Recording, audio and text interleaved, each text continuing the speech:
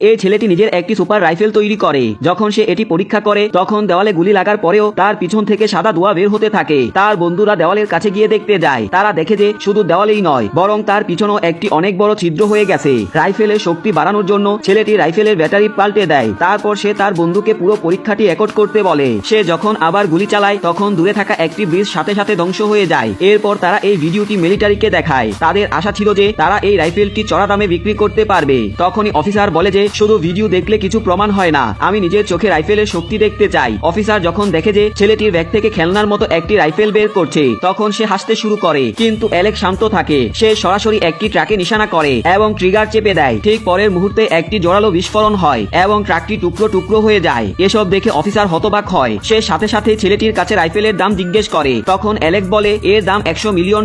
Officer কিছু না ভেবেই রাজি হয়ে যায় এবং ছেলেটিকে বলে যে আমি এর পেমেন্ট কালকের মধ্যেই করে দিব। কিন্তু অ্যালেক্স জানতো না যে সেখান থেকে যাওয়ার সাথে সাথেই অফিসার তার সম্পর্কে পুরো তথ্য জোগাড় করে নেয়। পরের দিন চুক্তির সময় চলে আসে। অ্যালেক্স ভাবছিল যে সে কোটিপতি হতে চলেছে, কিন্তু তার মনে এই ভয় ছিল যে অফিসার তাকে ধোঁকা না দিয়ে দেয়। এই কারণে সে রাইফেল এবং এর সাথে সম্পর্কিত সমস্ত ডেটা সুরক্ষার জন্য তার টিমকে দিয়ে দেয়। যখন অ্যালেক্স মিটিং এর জায়গায় পৌঁছায় তখন সে দেখে যে টাকা না দিয়েই অফিসার তার লোকদের অ্যালেক্সের রাইফেল ছিনিয়ে নেওয়ার জন্য পাঠিয়েছে। অ্যালেক্স যখনই ওখান থেকে পালাবে ভাবছিল তখন সে জানতে পারে যে অফিসার তার পুরো পরিবারকেই কিডন্যাপ করেছে। এখন অ্যালেক্সের কাছে আর কোনো বিকল্প ছিল না। সে তার টিম মেম্বারদের ডেকে অফিসারদের সঙ্গীদের রাইফেলটি দিয়ে দেয়। অফিসারের একজন সঙ্গী যখনই নিশ্চিত করে যে রাইফেলটি আসল তখন তারা অ্যালেক্স এবং তার পরিবারকে যেতে দেয়। এরপর অ্যালেক্স এবং তার টিম একটি উঁচু ভবনে যায় এবং অফিসারদের সঙ্গীর গাড়ি ট্র্যাক করতে শুরু করে। অ্যালেক্স আগে থেকেই তার রাইফেলে একটি ট্র্যাকার লাগিয়ে দিয়েছিল। গাড়ি বিল্ডিং এর কাছাকাছি পৌঁছাতেই অ্যালেক্স তার দ্বিতীয় সুপার রাইফেলটি বের করে। এটি খেলনার মতো দেখতে ছিল, কিন্তু এটি আগের রাইফেলের চেয়েও বেশি বিপজ্জনক ছিল।